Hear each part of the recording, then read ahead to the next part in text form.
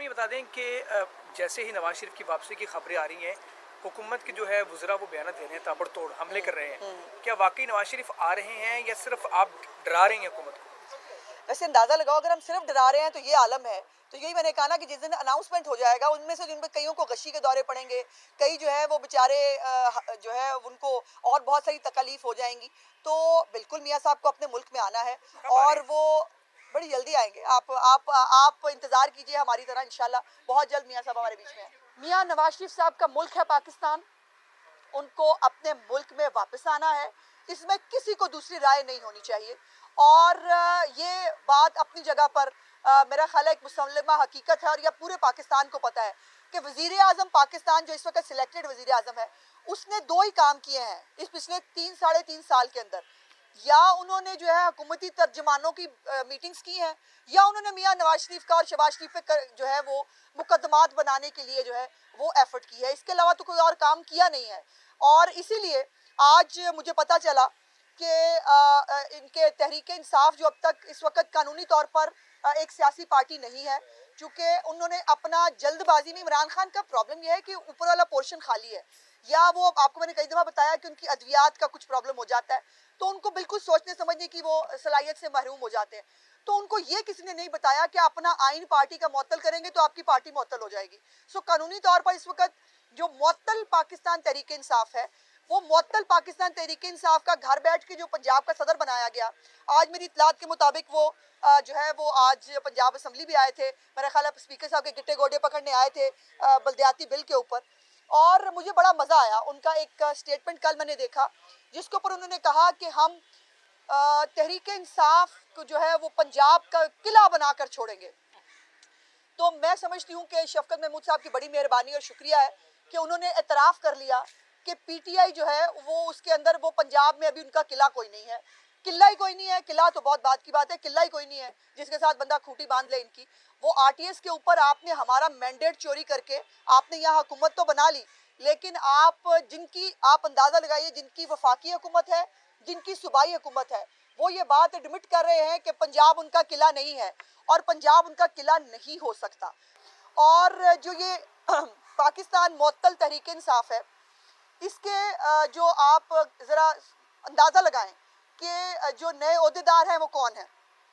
खुसरू बख्तियार जो चीनी माफिया का सरबराह है, जिसने अरबों रुपए का टीका लगाया पाकिस्तान की कौम को। जो असद उमर साहब है, जो चीनी और आटा स्कैनल के रूहे रवा हैं, जिन्होंने चीनी बाहर भिजवाकर खुद सब्सिडी दिलवाकर पाकिस्तान की कौम को अजियत में मुब्तला किया। उसके बाद कासिम सूरी साहब हैं, जिन्होंने 52,000 जाली वोट डलवाया है। इसके बाद तो उनका वैसे सदर बनना बनता था। 52,000 जाली वोट पे स्टे पे बैठा हुआ एक शख्स जो है वो बलोचिस्तान का सदर है। उसके बाद केपी के अंदर जो परवेज खटक साहब हैं, जो अपने घर की सीट हार जाते हैं, और उनके ऊपर मालम जब्बा, उनके ऊपर बिलियन ट्री सुनामी, उनके ऊपर बीआरटी, उनके ऊपर लंबी लाइनें हैं जो है वो मुकदमात की, वो इनके सदर हैं। तो इससे आप अंदाज़ा लगाइए कि ये जो तहरीके मुअत्तल तहरीके इंसाफ है, इनके कारीगर कौन है, कौन बना रहे हैं नया पाकिस्तान, और नई तहरीक इंसाफ जो बनाएंगे, तमाम चोर डाकू और माफिया जो है जिनका सरबराह इमरान खान है, वो बैठकर नया पाकिस्तान भी बना रहे हैं और नई तहरीक इंसाफ भी बनाएंगे। इससे आप अंदाज़ा लगा लीजिए कि इनके पास कोई एक साफ शफाफ जो है वो शख्सियत मौजूद नहीं है कि जो चारों सूबों के अंदर जो है वो इनकी पार्टी को, इनकी तंजीमें ना कर सके। और ये अजीब बात है, एक तरफ कहते हैं कि तहरीक इंसाफ में इमरान खान के अलावा किसी की कोई अहमियत नहीं, सिर्फ बल्ले का निशान होता है। और अब जब बल्ले के निशान पे जो है वो मार पड़ी, तो अब अचानक से जो है वो बल्ले का निशान जो है वो हमने गलत उम्मीदवार दे दिए थे, इसलिए आपने उम्मीदवार गलत नहीं दिए।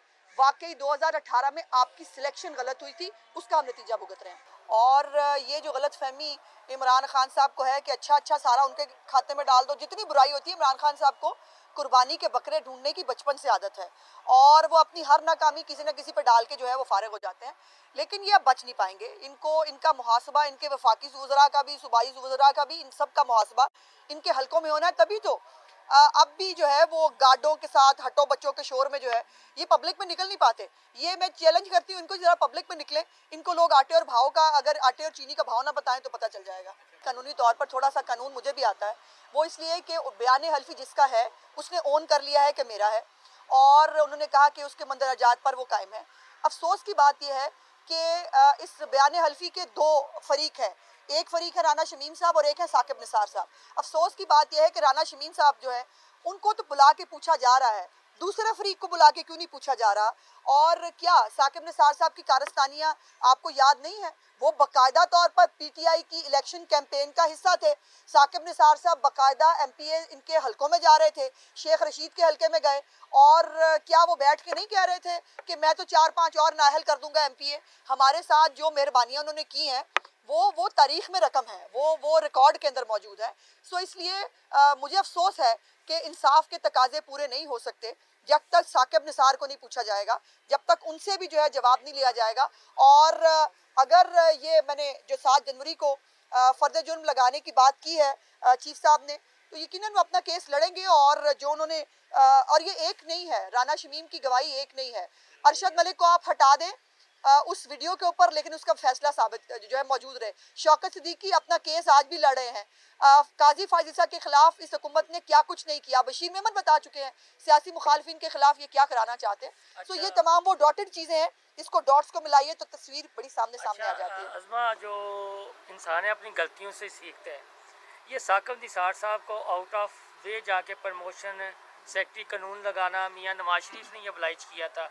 अब क्या गारंटी है कि जब मियाँ नवाज शरीफ दोबारा बरसरे इक़्तिदार आएगी नून लीग या इस तरह के किरदारों को नहीं नवाजा जाएगा, या गलतियों से सीख लिया मियाँ नवाज शरीफ ने? देखिए, इंसान के अंदर घुस के तो कोई भी नहीं बता सकता कि वो कल कैसे बिहेव करेगा। और हमारे मुल्क में वैसे भी रिवाज है, जब भी कोई किसी ओहदे पर जाता है तो उसकी जो है वो रस्सियाँ खींचनी और उनको नचाना शुरू कर दिया जाता है। सो किसी के अंदर घुस के नहीं बताया जा सकता, लेकिन मैं फील करती हूँ कि शायद मियाँ साहब के नमक पे कोई प्रॉब्लम है, जो नमक खाता है वही नमक हलाली करता है। अच्छा मैडम, ये पार्टी ने फिर लाहौर में तो अपना किला बनाने का फैसला कर लिया, तो कोई नून लीग को खतरा है? सरकारी साहब बिलावल साहब जैसे पहले दरबार हाल लगाते रहे, तो अब दोबारा मेरी स्माइल मेरा ख्याल है जवाब काफ़ी है।